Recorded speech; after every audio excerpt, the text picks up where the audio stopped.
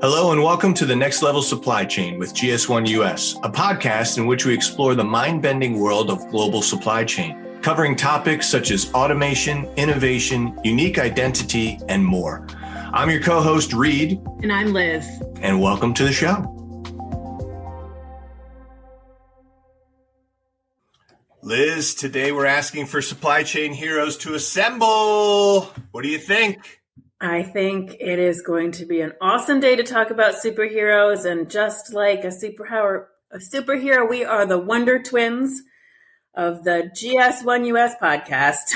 You know, Liz, I was thinking the same thing, this whole Wonder Twin thing. Now, I am a little jealous because, with the Wonder Twins powers, they're brother and sister from a far off planet, and you're lucky enough to turn into any animal you want, which is just amazing. Now, I am limited to forming in the shape of water. So I could be a tsunami wave, an ice bridge, or a drinking fountain.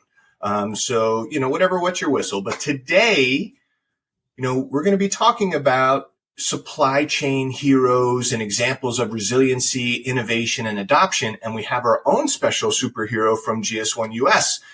Siobhan O'Barra, Senior Vice President of Community Engagement. Siobhan, welcome to the show. Well, thank you so much for the hospitality. Thank you for not shape-shifting quite yet. The podcast is still early on, so let's wait before you turn into a bubbler, as we call it in New England. But I also want to ground the conversation in what exactly a superhero is, because heroes, I think, walk among us. My dogs think I'm a hero every morning when I fill their bowl with kibble. But superheroes are those who possess abilities determined to be more grand, more powerful. They apply to a wider range of things. And what makes a hero a superhero is that they truly are exceptional. So I'm excited today to talk about the many, many superheroes that are in supply chain today, making food available for our families, for us, making grocery shelves be filled, and keeping restaurants with the supply to feed the hungry and the weary. Well, we are so happy to have you with us today. Let's just dive right into this. So your team leads initiatives with industry leaders. And I know that you're working with, as you mentioned, grocery, food service, healthcare, general merchandise and apparel. What are you seeing in the world of supply chain that maybe some of our listeners haven't heard of or haven't seen? How are those companies that you're engaging with your work groups and initiatives, helping to advocate for standards, and adopting to all the change we've dealt with over the two and a half years that we've been, dealing with the pandemic? It is a great question. And first and foremost, we are so lucky to have leaders from organizations across many industries and of all size companies.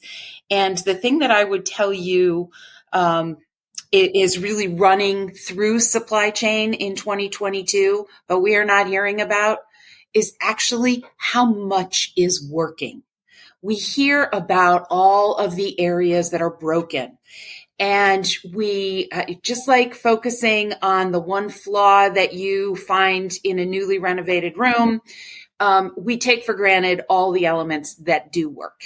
By and large, our grocery shelves are stocked. It may not be with the depth of product offerings that we are accustomed to, but there is very little that you have zero access to. You may just have a brand switch out. Food is making its way to all of the restaurants that are in need. Drugs and medical devices are making it through our healthcare supply chain. There are clothes on racks for us to buy. There are building materials for us to do our DIY projects with. All of these are areas that show that the investments that industry has already made in the standard are truly paying off. So the advocacy is at times unspoken and not called out because superheroes never like to draw attention to themselves. Yet there is so much that continues to flow and that we are benefiting from over 50 years of use and adaptation, not only of the standard, but also of the technologies. I would call out one of the keys that we are talking about and trying to delve a little bit more into with our focus on supply chain visibility, and that is overall inventory management and inventory visibility. This is a true superhero in today's supply chain and something that I think is going really, really well. Now, for supply chain visibility and for inventory management to be working, I will tell you that the other key for all of the benefits we are getting in today's supply chain is data. Data that is available, that can be used in an analytical method, that is complete, that is consistent. That data, so it's not just good data or data quality, it's really manageable, usable data. And those areas derived from lots of years of investment in the standards, those areas are bringing organizations the tried and true delivery on their supply chain that, again, we're just taking for granted. So I'd like us to celebrate what is working and focus less on all of these breakages. We are extraordinarily lucky, at least in the U.S. supply chain, that typically in an item or a category, we don't have one or two choices. We probably have 6 or 8. Maybe we need to adapt ourselves and say 6 and 8 are not necessarily necessary choices, that maybe we need to pull that back a little and start to look at the core delivery of the product and not with all these different variations and bells and whistles that we've just grown accustomed to. It's so great to hear your perspective on that. A lot of times we focus on the, for a lack of a better word, the negative or the broken piece, and we're not leaning in on the positive or what's really working, and then doubling down on what's really working. I like to think of myself, getting a little bit older here, you got to take care of your body a little bit better. Well, what's working for you? Is it the diet of the food that you're taking, or is it the exercise? Which is having a bigger impact? To your point, there's lots of different variables we can look at, but there are a lot that are working out there in the industries. So, Liz, I know you had a question. Yeah, and it stems from, Reed, something that you said earlier. We have 4 industry verticals that we focus on: healthcare, apparel, general merchandise, food service, and retail grocery. And my question actually was going to be, what do each of these have different challenges? But I guess I'm going to change my question to be, what's working differently in each one of these? And is there things that we can learn from one to help accelerate the other when we're talking about supply chain? Great question. And I will answer by saying the more we think that we are different, the more we find out that we are the same. So all of those, let's start with the commonality. All of those industries are dealing with globality, and they're dealing with regulations.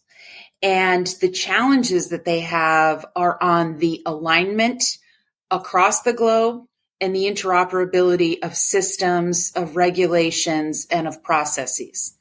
So organizations have taken either a centralized or a decentralized approach to how they manage their master data.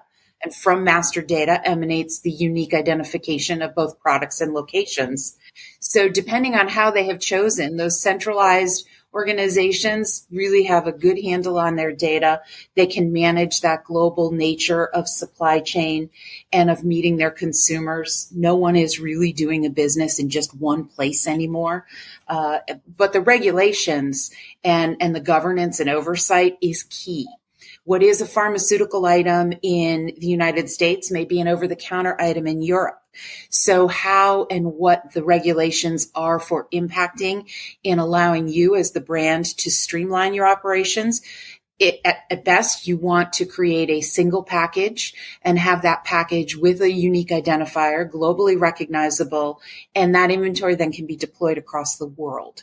That is so much better than in years past when you had to produce and sequester inventory for country A versus country B based on languages, based on the identifier and the regulatory requirements within that region or geography. So the positive of what those industries are facing is they've got the standards in their corner to help them adapt. The negative is they've got to be pretty sophisticated in how their master data management structure is established. Again, I bring that back to data and data being key.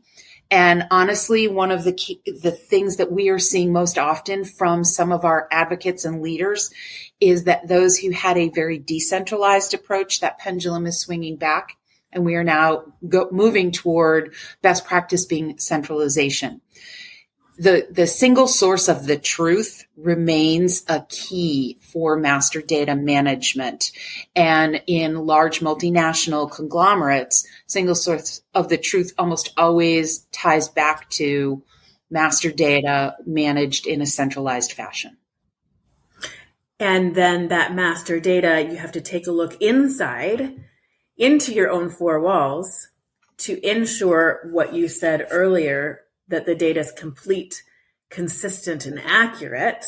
And that's not something that's necessarily a fun thing to do, is because you're hoping and assuming that your data is good, but then to actually make sure that it's good and share that information with your own organization and across the supply chain. Yes, data does absolutely need to be examined and scrutinized. And I equate this process to, as an older American, when you have to retake your driver's test. Okay, you've been driving for 20 or 30 years and you're like, I don't have accidents. I know how to drive a car. This is great. And then somebody says, you have to retake your driver's license and you have to take the written exam and you have to do the driving test. And this isn't just a simple eye exam you got to pass. And then you're like, I'm not sure I can do this on my first time out. And you're trying to equate, but I've been driving successfully for years but I'm now re-examining in a way that I haven't before. The centralization of the data, the alignment of the predictive analytics that comes out of that data is also really, really key, Liz, and an area that we find great organizations continually examining and striving to do better. Organizations that are emerging and trying to get a handle on what master data looks like and how they want to continue it is also probably in their top 5 priorities. And the key to all of that, consistently, it doesn't matter whether you're talking a patient in healthcare or a guest in a restaurant, consumers are demanding insight and access. And maybe it is this collision of digital and physical world that has brought us to that. I don't know. Maybe it's just the smartness of our consumer that is saying, I want to know where my product is from. I want to know what's in it. I want to know whose hands have touched it. All of that is what wins a consumer in today's market or potentially loses one. And so the ability to have your brand enhanced by your master data management practices really comes from how confident you are in your data, how transparent you want to be with that consumer, and then how you engage her in an ongoing quest to satisfy her demand for more insights. There's so much to unpack just in this alone. I mean, we could have like a whole day episode on it because the complexity of it is so layered. I mean, just the simple fact of your example of, a pharma product in one country is an over-the-counter product in another country and just maintaining that.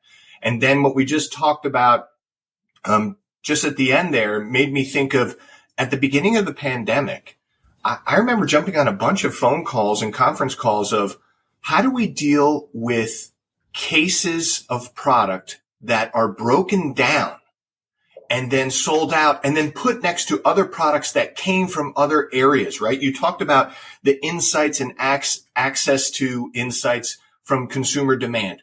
Where was it? Who else handled it? So the pandemic hit the simple example of, okay, here comes a whole pallet of water, right? Just cases and cases of water on a pallet brought into a distribution. They break down the pallet. This one came from New York. This one came from Ohio. But they're put together in the same distribution facility. People were asking for that all the time. And there was a lot of conversations about it. So, global location information and others. So, wow. Let's keep moving. Because I know we don't have all day here and there's a couple other things we wanted to talk about. But so let's just keep talking about, adopting. Right. The pandemic has forced us to pivot. We're still pivoting. There's still lots of other things happening. We're coming out of it. The world is opening up again, but but we've changed forever. I mean, we're really going in different directions. So we find ourselves adapting along the way. Are there specific themes that you're seeing, Siobhan, in one industry versus another or across all of them, themes of adapting that are consistent or just independently different from per industry? Well, I would say we all, no matter what industry you are part of, we all have had to learn and relearn where, how, and when we work. That has probably been the biggest challenge for us to overcome. And the processes that relied on tangibility. I'm going to be in the distribution center. I'm going to see that product. I am going to be able to make my decisions on what to do with that based on all 5 senses being engaged. That's gone. So I'm now looking at you through a webcam. I haven't seen you in person in 2 years, and yet, we've got to make decisions and have a dialogue as if we ate lunch together yesterday. So I think that influence is really what I believe everyone has parlayed into a bit of a reinvention and a need for partnership in a host of different ways. And for many of our members, that reinvention has come in the form of partnerships and collaborations. So if you look at the evolution, and I've been with GS1 10 years, and what we see today is nowhere close to what we experienced 10 years ago. There now is a Sephora in a Kohl's. There are restaurants in theaters. Amazon has product returns and drop-off points in seemingly competitor locations.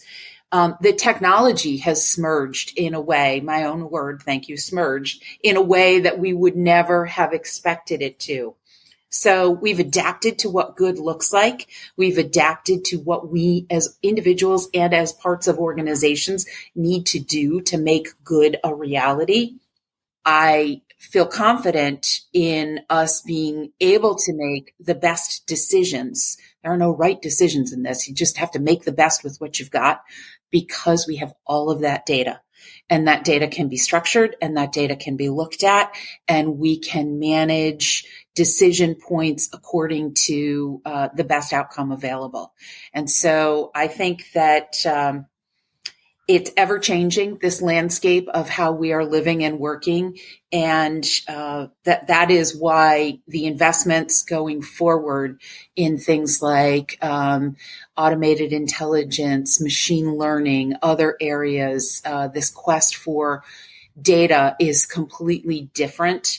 And the power is going to be in those who not only have the data, but then can manage and make decisions according to it and have not only option A, but option B, C, and D as backups, because I think that's what we're going to have to do. I think that's the era that we're in now. Got it. So spinning that a little, but still keeping on the topic of adapt. We are very excited here at GS1 US because we will be back together at our annual conference, June 7th through 9th in San Diego, California. And the theme of Connect this year, and I think is very fitting, is adapt. Connect, and I know, Siobhan, that you're going to talk a little bit about this. Connect is where we come as industry to talk to each other. I was once in industry and came to Connect for many, many years. And it's like a family reunion where you come and you learn about what's going on in the supply chain and you learn about best practices and those roles across the different organizations that come, master data, technology, marketing. It's just a great place to come learn about what's happening in the industry. But Siobhan, what excites you, other than just being together, about Connect this year? The themes that we're going to be hearing about, the people that are going to be attending. Can you just tell us a little bit about that from your perspective? Absolutely. I think first and foremost, the reason that Connect came to be, this is our 22nd year, our 20th year in person, our 22nd year of the conference. And the reason that Connect came about was very early on, GS1 US recognized that we are better together and that things as complex as supply chain can never be executed independently. It requires a lot of group think and group problem solve. The power of the standards is that it gives us a common language to do all of that. But at the same time, all of our brains working in harmony almost always bring a better solution and plan than someone sitting and determining singularly how to proceed. So Connect is first and foremost an opportunity to network. And that networking is across the 25 industries that all use the standards in the US, not just the 4 that we have primary advocacy and initiative relationships with. And attendees can be new in a job with a company that has a long-standing relationship. They can be a new company and a new job, and they are looking to understand how to adopt and evolve in their use of the standards. There are a lot of reasons. Some of the standard, I'm sorry to say, is technical. It is geeky, nerdy kind of standards talk. You need an education and a primer to go through that. We can help you. GS1 Connect offers that with GS1 University at that event. You get over 40 sessions in 6 different tracks that afford you the opportunity to learn from others who have gone before you. And we share what worked. We share what didn't work. You hear from regulators and government officials. You hear from industry leaders. We typically have about 1,000 or more attendees in person, and they range from senior vice presidents and presidents to data clerks. Some organizations are really looking to expand into technology. So we have a great solution partner exhibitor space. For the last several years, we've also really brought in our incubation and innovation module in the Startup Lab, where we select and highlight organizations who are thinking beyond what you may need in supply chain today and thinking in that 2 to 3 to 5 year window. And the technology and the evolution is present. And you can talk to these creators and inventors, and you can get an understanding of what problem they believe their tools solve. So it's networking, it's education and learning, it's peer best practice sharing, which is a slightly different form of networking, because I will admit the networking is both personal and professional. The attendees also will have an opportunity this year to hear from 2 keynotes. Laura Becker, who is the president of Global Business Services at Procter & Gamble.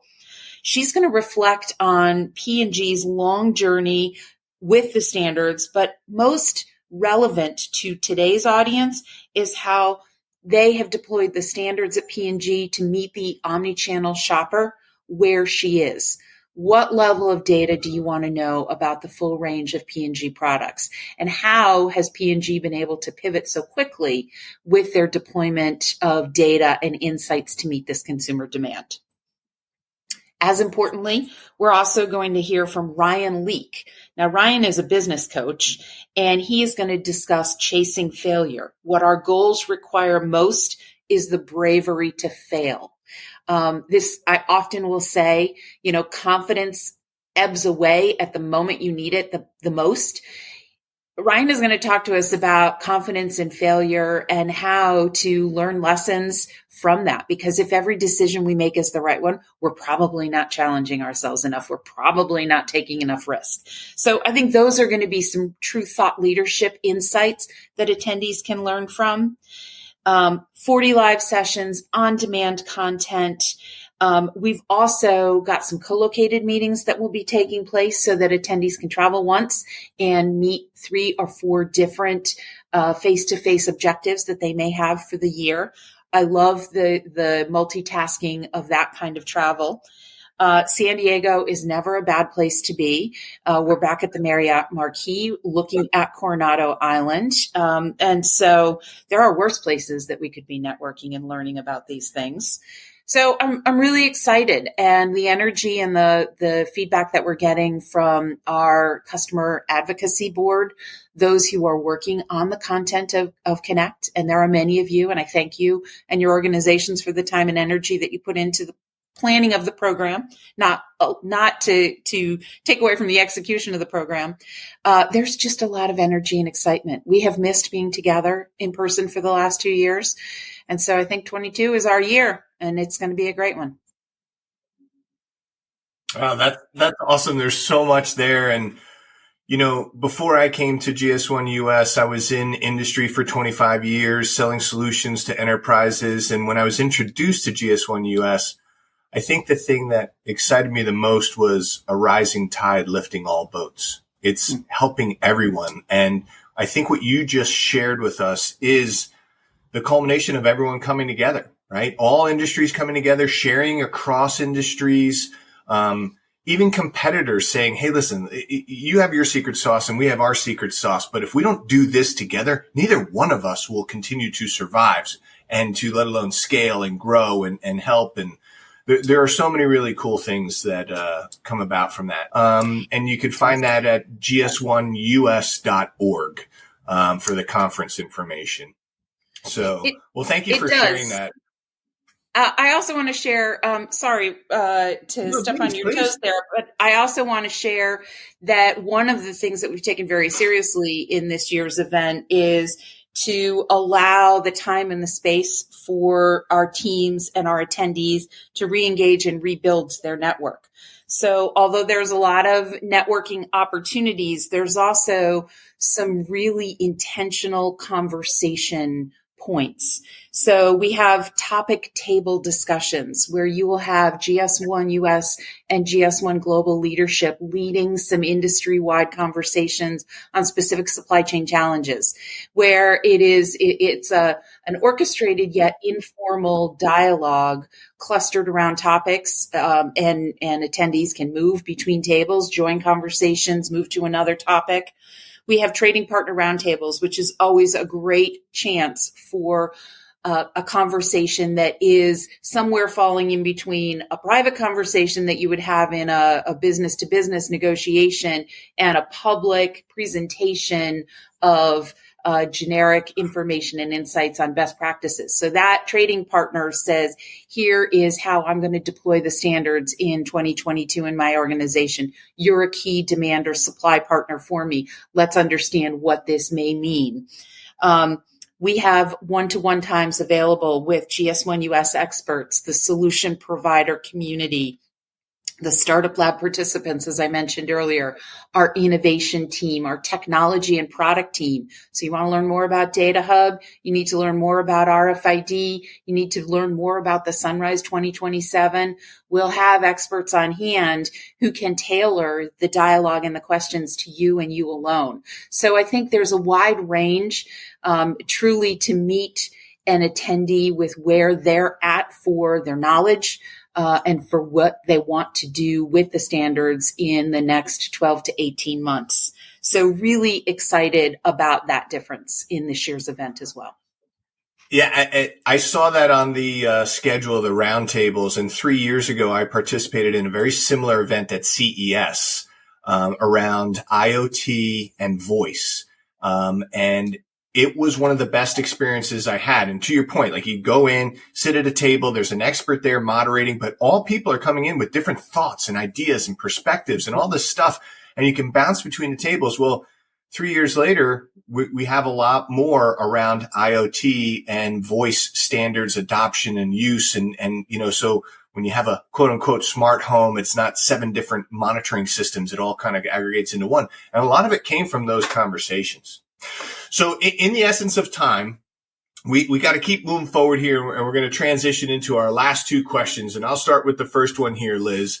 And Siobhan, we asked this of everyone, and we find it's just fun and insightful and just good all around sharing. But one of the questions we always ask is, what's a favorite piece of technology that you're using right now? And it could be anything.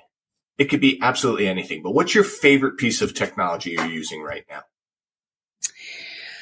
Okay, so I'm really going to go off the rails on this one. As you both know, I in my spare time am an artist, and I do quite a bit of work with fabric arts. I've been taking a class at Rhode Island School of Design this last year during the pandemic. I've had an awesome fabric artist from Australia who's been teaching this.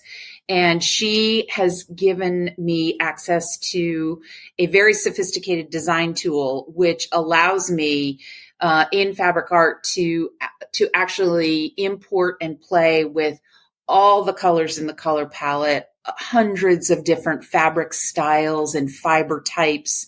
And I can lay out on a computer all of my design. So it is truly CAD, but it is CAD for fabric arts. So it's for true fabric artists. It's a little bit of a leap into the future because we like to touch and feel and see the vibrancy. But the technology is such now, based on all the standards, the technology is such that you can import all of this into a computer program. You can do your design, and then you've got a little bit of a template to work from. Now, that may not be changing my everyday life, but I will tell you it brings me pure joy. And that I think is something we should all strive for in our lives. The day-to-day technology, my Apple Watch, and my ability to be connected in a way that is meaningful to me and not as obtrusive as carrying your phone and sticking it in your face every time you need to figure out what's going on. And the other day when I was cooking and something splashed up and I threw my arm back to avoid getting burned, my Apple Watch immediately said, "Are you okay?" So I love that. I was great. okay. But if I hadn't responded, I think the Apple Watch would have taken the next step to, go through what is the nature of your illness. Did you fall? Do I need to call 911? So, this is the cool kids life alert. That's the technology. Cool kids life alert. That's awesome. Well, that design tool, when you were talking about it, talk about the culmination of the physical and the digital world. I mean, holy cow, fabric art in a digital, that's just awesome. So going into the next, that kind of blows my mind, right? But here we go. What blows your mind? So about supply chain, about standards, or like, I think you blew mine, or like in your personal world. What blows your mind? So what blows my mind is I'm going to go back to the way we started our conversation. And that is, it is daunting to me how much goes right. It is daunting to me how many brilliant minds are out there inventing new products, new life-saving devices, new inspiring outfits for us to wear. I mean, there are just brilliant people out there who invent and create, and we can bring that to life. And that comes to life in products on your shelf. It comes to life in food on your dinner plate and in life-saving procedures and devices. And that relies on a whole bunch of non-inspiring things all working well on a consistent basis.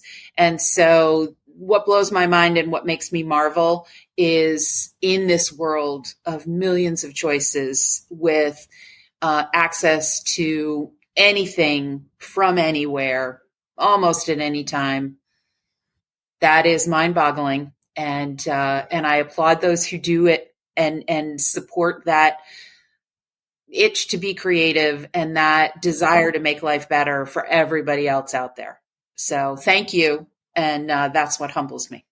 That's awesome. I mean, superheroes really do surround us every single day in many different ways. So this has been an awesome conversation, Siobhan. Rita and I so very much appreciate you taking the time to do this. I mean, a couple of the key points that you touched on and is near and dear to my geeky heart is this data is key. It unlocks so much, so many things that the consumers demand, that businesses need. And something as simple as master data management can really be an advantage when you take a look internally, and then you can do so many different things with it. Adapting isn't going to be changing anytime soon. I think that it's the new way of working. It's the new way of shopping. It's the new way of driving. And this is something that we're going to all need to start being comfortable with and getting in that mindset, right? Making mistakes is okay. We're all going to adapt to all of that. And then last but not least, Connect is coming in San Diego. We're all going to adapt in a great way of being together. More information on gs1us.org website. I think, Reed, did I miss anything you wanted to touch on? I just love the conversation, and in such trying times, the positivity and looking at the light and the glass half full. And I just loved your messaging, Siobhan. Thank you so much. But I didn't want to forget technology smurge. I'm using that from now on. I've noted it. So no, that's it. This has been a great conversation. Thank you for spending the time with us today. Thank you both. Thank you for joining the Next Level Supply Chain with GS1 US. If you enjoyed today's show, you can subscribe to our feed or explore more great episodes wherever you get your podcasts. Don't forget to share and follow us on social media. Thanks again, and we'll see you next time.